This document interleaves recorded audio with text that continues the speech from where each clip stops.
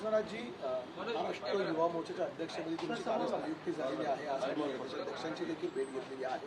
काय चर्चा झालेली आहे? कशा प्रकारे युवा मोर्चाची पुढची वाटचाल असेल? जगातले एक नंबरचे नेते सन्माननीय प्रधानमंत्री मोदीजी ज्यांच्या नेतृत्वाखाली भारतीय जनता पार्टी हा जगातला एक नंबरचा पक्ष बनलेला आहे.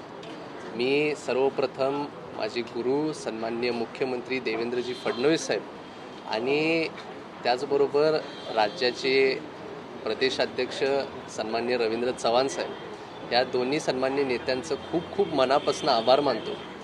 खूप चांगली संधी, खूप मोठी संधी संपूर्ण महाराष्ट्र राज्यामध्ये काम करण्यासाठी त्यांनी मला दिलेली आहे आणि मी खरं तर फार उत्साही आहे.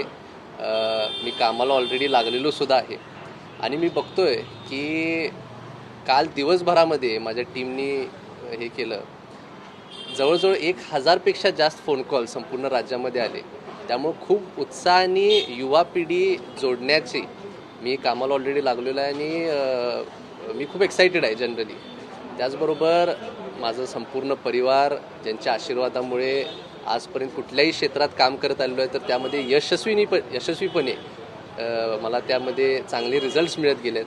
असे माझे वडील सन्माननीय खासदार धनंजय महाडिक साहेब, माझी आई अरुंधती महाडिक, माझे दोन्ही बंधू पृथ्वीराज महाडिक, विश्वराज महाडिक या सर्वांचं सहकार्य मोठ्या प्रमाणात मला नेहमी लाभलेलं आहे.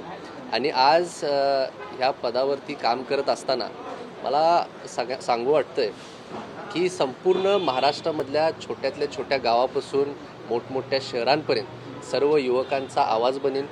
त्यांचे युवकांचे जे स्वप्न आहेत ते अंमलात आणण्यासाठी किंवा प्रत्यक्षात आणण्यासाठी काम करीन. आणि मला आपल्या माध्यमातून आवाहनसुद्धा करायला आवडेल की माझासुद्धा आता राजकीय प्रवास चालू होतो आहे, परंतु ह्याच्या आधी मी एक खेळाडू म्हणून माझी ओळख आहे. माझं एक समाजसेवा मी मोठ्या प्रमाणात करतो आहे. त्याचबरोबर ऑन्ट्रप्रिनरशिपमध्ये किंवा बिझनेसमध्ये काम करतो आहे. त्यामुळं ह्या पक्षासारखा मी सुद्धा एक ऑलराऊंडर आहे आणि आपल्या चॅनलच्या माध्यमातून एक आवाहन करायला आवडेल की संपूर्ण राज्यामधल्या युवकांना ज्यांना कुणाला राजकीय क्षेत्रामध्ये काम करायचं आहे, समाजसेवेमध्ये काम करायचं आहे, कलाक्रीडामध्ये काम करायचं आहे, उद्योगमध्ये काम करायचं आहे, रोजगारासाठी काम करायचं आहे, त्यांनी सर्वांनी आता इथून पुढं माझ्याशी या पक्षाशी जोडले जावा. कारण आम्ही सगळेजण तुमच्यासाठी इथून पुढं भविष्यात मोठ्या प्रमाणात काम करणार आहे. मात्र गेला तरुणांचा एक महत्त्वाचा प्रश्न आहे तो म्हणजे रोजगारांसंदर्भामध्ये, कारण की आता राज्यात आणि केंद्रात देखील तुमचं सरकार आहे, त्यामुळे एक मोठी जबाबदारी नवीन रोजगारांसंदर्भात. त्यासाठी तुम्ही कशा पद्धतीने काम करणार? आम्ही आता खास करून सर्वप्रथम स्किल डेव्हलपमेंट सेंटर्स आणि इन्क्युबेशन सेंटर्सवरती जास्त भर देऊन काम करतो आहे. अजूनपर्यंत कोल्हापूर जिल्ह्याच्या विषयामध्ये काम करत असताना आम्ही IT पार्कवरती सर्वच कोल्हापूर जिल्ह्यामधले महायुतीचे नेते मंडळी मिळून काम करत आहेत आणि त्यावरती भर देऊन काम चालू आहे आणि मला खात्री आहे की येणाऱ्या काही दिवसात आपल्याला ते होताना सुद्धा दिसणार आहे. परंतु आता कोल्हापूरच्या बाहेर पडून संपूर्ण राज्यामध्ये आता माझा इथून पुढं प्रवास होईल. सर्व युवकांच्या भेटी होतील आणि प्रत्येक जिल्ह्यामध्ये रोजगार संदर्भात काही गरजा आहेत ह्या सर्व मी वरिष्ठ लेवलला मांडून ते गोष्टी अंमलात आणण्यासाठी काम करतो. संविधानिक पदी इच्छुक असणारे कृष्णराज पाटील आज संघटनात्मक पदी बसलेले, तुम्ही खुश आहात का? मी अत्यंत खुश आहे. मला अनेक लोक म्हणजे तुम्ही आता जसं विचारला की न्याय मिळाला किंवा अशा गोष्टी बोलत आहे, परंतु नाही, न्याय मिळण्यासाठी अन्याय तर व्हायला पाहिजे. पहिला अन्याय झालेला नाही कसला तर न्याय कसला.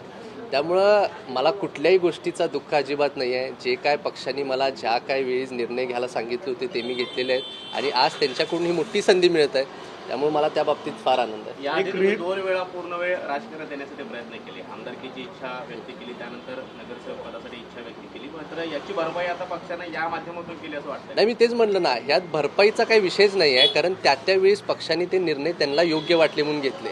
त्यामुळे मला काय कुठल्या गोष्टीचं वाईट वाटत नाही. ज्या काही पक्ष जे निर्णय घेतो तो आमच्यासाठी शेवट आहे आणि मला वाटते ज्या कुठल्या गोष्टींसाठी मी इच्छुक होतो त्याच्यापेक्षाही मोठी संधी मला सन्माननीय फडणवीस साहेबांनी आणि चव्हाण साहेबांनी दिली आहे. त्यामुळे मला अतिशय आनंद आहे आणि मी जसं सांगितलं सुरुवातीलाच मी खूप एक्सायटेड आहे काम करण्यासाठी. दुसरीकडे एक रील स्टार म्हणून देखील तुमच्याकडे पाहिलं जात होतं, मात्र आत्ता कशा पद्धतीने हे सगळं काम असणार आहे? कॉन्टेंट क्रिएशन हा फक्त माझ्या आयुष्यातला एक छोटासा भाग आहे, परंतु आता राजकारणात येत असताना म्हणजे पॉलिटिक्स हे खूप सिरियस प्रोफेशन आहे. यामध्ये खूप अभ्यास लागतो, तुम्हाला खूप मेहनत घ्यावी लागते आणि माझं भर हा पदापेक्षा स्वतःच्या चारित्र्यावरती, व्यक्तिमत्वावरती असेल आणि स्वतःला एक चांगलं पॉलिटिशियन बनण्यासाठी जो अभ्यास करावा लागतो. कारण मी बघतोय आज कित्येक सिनियर पॉलिटिशियन्स आहेत, खूप वर्ष खूप वेळ त्यांनी भरपूर अभ्यास करण्यामध्ये घालवला आहे आणि मग कुठं तर जाऊन त्यांना आज त्यांची कपॅसिटी या लेवलला पोचली आहे. मी सन्माननीय मुख्यमंत्री साहेबांकडून तर फार प्रेरणा घेतो, कारण एक अभ्यासू नेतृत्व म्हणून त्यांची खूप मोठी ओळख आहे. विकासावरती खूप त्यांचा चांगला अभ्यास आहे आणि त्यांच्याकडनं प्रेरणा घेऊन मी इथून पुढच्या वाटचालीला लागणार आहे. मतदार झालेली जेनजी आणि आता नव्याने मतदार होणारी अल्फा या दोन्ही पिढींकडला आपल्या पक्षाकडे संघटनात्मक आपल्याकडे घेण्यासाठी काय प्रयत्न असतील? मी जसं सुरुवातीलाच सांगितलं, हा एक ऑलराऊंडर पक्ष आहे आणि फॉर्च्युनेटली माझ्या सोशल मीडियाच्या माध्यमातून मी राज्यातल्या अनेक जिल्ह्यांमध्ये पोचलेलो आहे. अनेक फॉलोअर्स माझे संपूर्ण महाराष्ट्र राज्यामध्ये आहेत आणि युवा पिढीसाठी काम करणं हेच ह्या पदाच्या माध्यमातून होणार आहे. आणि खरं सांगायला गेलं तर हे पद कृष्णराज महाडिक यांचं नाही, हे पद महाराष्ट्रातल्या प्रत्येक युवकाचं आहे. कारण त्यांना न्याय देण्यासाठी किंवा त्यांच्यासाठी काम करण्यासाठी हे पद बनलेलं आहे. आणि आज एका सत्ताधारी पक्षाच्या माध्यमातून जर राज्य लेवलला जर काम करायला मिळत असेल तर ही खूप मोठी संधी आहे. आणि म्हणूनच मी आपल्या माध्यमातून आवाहन करतो की सर्व युवा पिढींनी आता इथून पुढच्या कार्यकालामध्ये, कामकाजामध्ये माझ्याबरोबर सहभागी व्हा. कारण माझ्या माध्यमातून आपण वरिष्ठ लेवलकडनं किंवा सरकारकडनं खूप प्रश्न आपल्यासाठी सोडवले जाऊ शकतात. ठीक आहे, धन्यवाद.